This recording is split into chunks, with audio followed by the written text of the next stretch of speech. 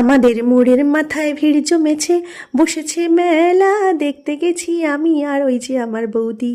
তো বন্ধুরা, আমি তো গানটা গাইলাম, কিন্তু আমার গানের সঙ্গে এই মেলার কোনো সম্পর্ক নেই। কারণ দেখুন, একেবারে ভাঙা মেলাতে আমি গেছি, অর্ধেক দোকানপাট তুলে নিয়েছে আর এই যে দোকান সব গুছিয়ে নিচ্ছে। কারণ বারুইপুর রাসমাঠেতে রথের মেলা শুরু হয়ে গেছে, তো সেখানে দোকানগুলো সব নিয়ে চলে যাচ্ছে।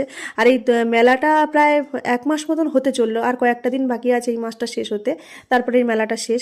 আর আমি গেছি সম্পূর্ণ ভাঙা মেলায়, কারণ এর আগে আমি এই মেলাতেই যাইনি, আমাদের ঘরের কাছেই, অথচ আমি বেরোইনি। তো যাই হোক, এই যে 10 টাকার হরেক মালের দোকানে গেছিলাম, তারপরে এই আর একটা দোকানে ঢুকলাম। এই দোকানে দেখুন, এই কুমিরটা এত দারুণ দেখতে লাগছে, একটু ঘাঁটাঘাঁটি করছিলাম সব জিনিসপত্র নিয়ে, কারণ এই জিনিস যদি বাড়িতে কিনে নিয়ে আসি, আমাদের বাড়িতে যে বাচ্চা কাচ্চাগুলো রয়েছে, তাদের জ্বালা এই যে জিনিসগুলো একদিনের বেশি টিকবে না, তো দরকার নেই কেনার। একটু দেখলাম, একটু ঘাঁটাঘাঁটি করলাম দোকানে, তারপরে আবার চলে এসেছি।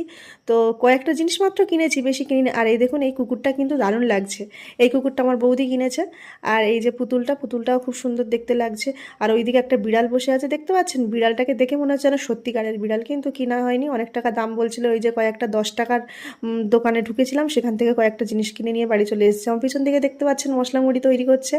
তো 10 টাকা করে আমি আর আমার বৌদি মশলা মুড়ি কিনে নিয়েছি, নিয়ে এই যে খেতে খেতে বাড়ি চলে এলাম। তো বন্ধুরা, ভিডিওটা আমার এই পর্যন্ত ভালো লাগলে অবশ্যই একটা লাইক করবেন, আর হ্যাঁ, আমার পারলে, আমাকে যোগ্য মনে করলে সাবস্ক্রাইব